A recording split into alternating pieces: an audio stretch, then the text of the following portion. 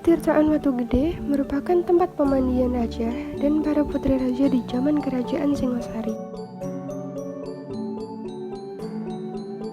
Petirtaan ini terletak di Desa Watu Gede, Kecamatan Singosari, Kabupaten Malang, Jawa Timur, dan terletak 200 meter di sebelah timur Stasiun Kereta Api Singosari. Ditemukan oleh arkeolog Belanda pada tahun 1925. Kawasan petirtaan ini memiliki suasana yang teduh dan indah dipandang mata.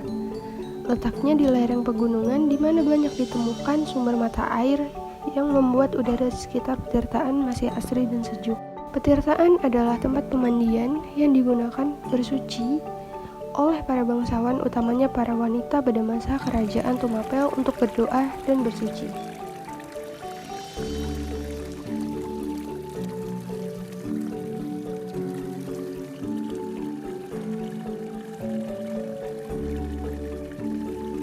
Wanita pada masa lampau harus melakukan adat istiadat dari leluhur seperti bersuci dan berdoa, dikarenakan wanita adalah sosok yang akan melahirkan generasi-generasi penerus bangsa.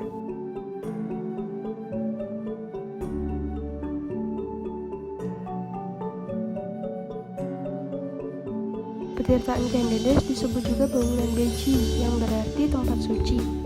Masyarakat pada masa lampau menyebut petirtaan ini dengan sebutan belik yang memiliki arti tempat untuk bersuci dan mandi.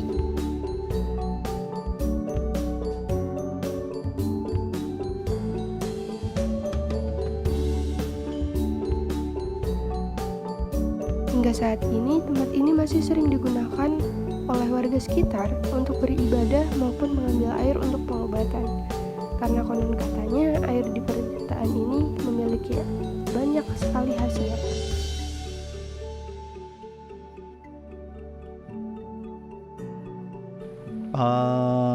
Sejarahnya di sini itu kalau menurut sejarah yang saya pelajari dari kitab Pararaton dan Negara Kertagama atau ada kitab yang berjudul Katatane Rasenangkok, yaitu di sini dulu itu disebut Taman Bubuji. Taman Bubuji itu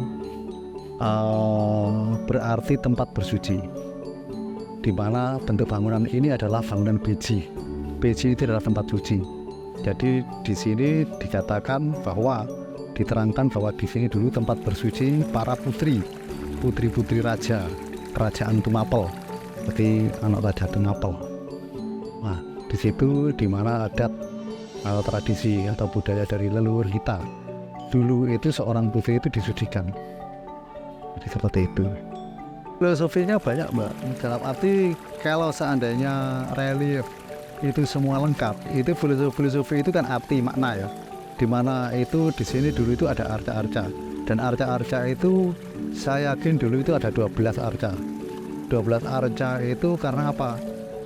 Itu adalah hitungan dari 12 itu, angka 12 itu adalah lambang dari surga, dan surga itu mengarah kepada wujud dari seorang putri. Ya, di situ sehingga di sini itu arca itu ada 12. Filosofi dari arca itu sendiri adalah sifat-sifat dari dewa. Jadi seperti itu. Ya, di situ untuk memberikan ajaran atau sifat-sifat dari seorang putri dulu itu harus memiliki sifat-sifat dewa. Jadi seperti itu. Jadi ada mantra-mantranya yang diberikan. Nah, kata-kata doa, hal suci itu adalah doa, di mana ada doa-doa, mantra-mantra yang diberikan kepada seorang putri, di mana dulu itu seorang putri itu dipersiapkan supaya nanti seorang putri ini bisa memberi keturunan yang sangat-sangat benar-benar diharapkan oleh orang tua dan kerajaan atau negara. Nah, di situ sehingga pada waktu putri Kendedes disucikan atau siraman adat di sini, putri Kendedes ini bisa membuka berkah alam ini, sehingga alam ini bercahaya. Nah, cahaya ini adalah wujud dari doa, energi. Nah, di situ sehingga pada waktu itu diterangkan bahwa Kenangrok pada waktu itu sempat melihat tanpa sengaja itu waktu kecil, Mbak. Jadi yang kata-kata suci itu belum menikah. Jadi Putri Kendedes itu belum menikah, jadi menjadi seorang anak raja yang belum menikah. Kainaro pun juga masih kecil, itu mungkin dari jauh ya, tanpa sengaja dia melihat kok ada putri yang bisa mendapatkan atau menjumpai sinar seperti itu.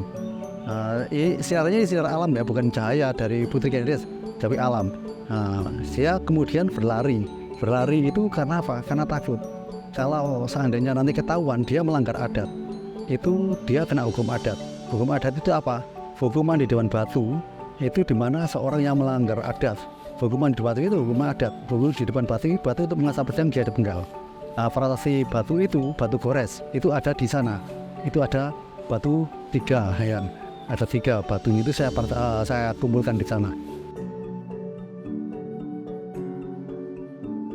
Watu Dakon ini dimanfaatkan sebagai kalender pada masa kerajaan Tumapel. Batu ini digunakan sebagai tanggal yang digunakan untuk jadwal mandi dan bersuci para wanita atau putri-putri pada masa kerajaan Tumapel.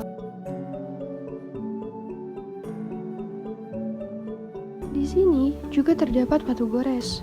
Watu gores digunakan pada zaman dahulu untuk mengasah pedang yang akan digunakan untuk memenggal putra atau laki-laki yang mengintip para putri atau wanita yang sedang bersuci dan berdoa di petirtaan Kendedes.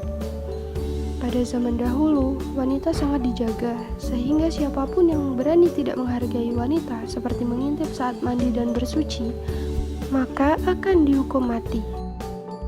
Dituliskan di dalam lontar yang bernama lontar Sasar Ardi yang ditulis oleh seorang empu yang bernama Empu Setiawidi. Tempat ini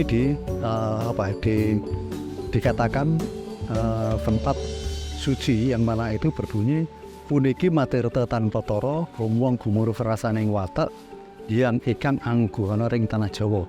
Di dalam lontar itu diterangkan bahwa puniki matirta tanpa toro. Di sini air suci yang memiliki kekuatan tidak ada bandingannya tanpa toro. Wong gumuru verasaning watak doa siapa saja yang mau berdoa dan menyatu dengan sifat alam ya, cahaya itu tadi. Hyang ikan anggur ring tanah Jawa. Hyang itu hidupnya alam, Mbak. Sang Hyang Wenang itu adalah hidupnya alam. Hyang ikan anggur ring tanah Jawa itu hidupnya alam ini akan memberikan kekuasaan ring tanah Jawa, akan memberikan kekuasaan yang ada di tanah Jawa. Nah, disitulah sehingga Putri Kendedes ini sampai sekarang diyakini yang melahirkan raja-raja di tanah Jawa atau Nusantara. Itu dari mata air itu diyakini dulu itu mata air itu dari sumber sana itu ada besar. Itu dari sungai bawah tanah. Sungai bawah tanah ini berasal dari 3 gunung, Arjuna, Bromo, dan Semeru. Nah, disitulah sehingga membentuk sungai bawah tanah yang mengalir sampai ke laut selatan. Nah, itu besar sekali. Nah, di sini dulu ada gua. Gua itu disebut sumur upas. Nah, sumur upas itu artinya adalah gua tempat persembunyian atau untuk menyelamatkan para keluarga raja apabila kerajaan ini terjadi huru-hara atau peperangan atau kekacauan. Itu keluarga raja diselamatkan lewat itu. Di situ ada mungkin kanal atau perahu ya, itu langsung ke laut selatan. Seperti itu. Ya, sumur itu bukan berarti mata air. Sumur itu adalah gua, jalan. Itu adalah nama istilah. Ya, tetap saja Mbak, dalam hal ini saran untuk pengunjung yang akan datang, bagi saya ya pokoknya saling menjaga ya, saling merawat dan saling melindungi, di mana ini adalah objek budaya atau objek untuk peninggalan dari sejarah atau leluhur ya, di mana setiap situs atau candi itu saya yakin adalah manfaatnya besar, karena saya yakin itu adalah cara leluhur kita menuliskan ilmu-ilmunya. Kalau kita bisa baca, kita akan paham tentang ilmu dari leluhur kita itu bagaimana. Ya, sama candi juga seperti itu. Arca Dwarapala itu kalau kita bisa baca itu luar biasa. Jadi ada kapal lahara, dia pakai mahkota, tengkorak, ada tali kasta, ada gada wajra. Itu dibaca semua, ada makna-maknanya, dan kita harus tahu tentang mantra-mantra doa apa yang harus kita. Nah, itu perjalanan spiritual ya. Itu sama Mbak, candi juga gitu. Biasanya ya untuk cuci-cuci orang di kampung sana kan ini airnya mengalir, dan di sana itu sungai itu untuk mencuci, untuk irigasi sawah dan sebagainya. Untuk dampak-dampak yang lain itu saya kira harus butuh perkembangan yang lebih lanjut supaya memiliki dampak yang umum luas ya. Kalau seandainya bisa menjadi objek sebagai pariwisata, saya yakin bisa berdampak secara ekonomi ini. Ya itu. Kalau kegiatan-kegiatan itu sesuai dengan keyakinan orang itu masing-masing, Mbak. Kalau kegiatan saya setiap hari ya bersih-bersih ya. Jadi nyapu-nyapu ya, merawat di sini. Kalau untuk yang dimaksud oleh Mbak ini mungkin kegiatan-kegiatan untuk persembahyang ya. Banyak Mbak, dalam arti mungkin orang-orang Hindu ada upacara tirtayasa, pengambilan air suci dan sebagainya, itu ada sembahyangnya. Dari di situ sembahyang itu artinya itu doa bagaimana sembahyang itu artinya sembah yang itu hidupnya alam. Jadi harus ada yang dipersembahkan untuk hidupnya alam, di mana dia merasa bersyukur kepada alam yang telah memberikan hidup atau kehidupan kepada kita. Itu harus ada yang dipersembahkan. Jadi rasa terima kasih, bersyukur itu harus ada yang diwujudkan. Jadi disitulah yang namanya dipersembahkan. Nah, itu yang disebut sembahyang. Nah, itu tidak tergantung dari orang Hindu saja. Itu keyakinan juga banyak yang memakai. Itu adalah adat Jawa, orang Jawa dulu. Seperti itu, di mana mereka itu taunya sembahyang ya. Orang Jawa itu taunya sembahyang. Itu harus ada yang dipersembahkan. Nah, disitulah saya untuk berdoa atau sembahyang itu ada tata caranya.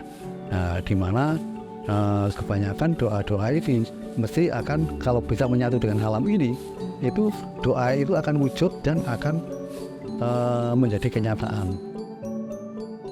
Dari perjalanan di penderitaan ini, banyak sekali pelajaran yang dapat kita ambil. Salah satunya yaitu Dewi atau perempuan harus senantiasa menjaga tutur katanya serta tingkah lakunya. Seperti halnya filosofi pada Arsha yang mengeluarkan air dari mulutnya ini, yang memiliki arti bahwa seorang dewi harus selalu menjaga tutur katanya agar apa yang dikeluarkan dari mulutnya memberikan manfaat bagi banyak orang, seperti air yang mengalir.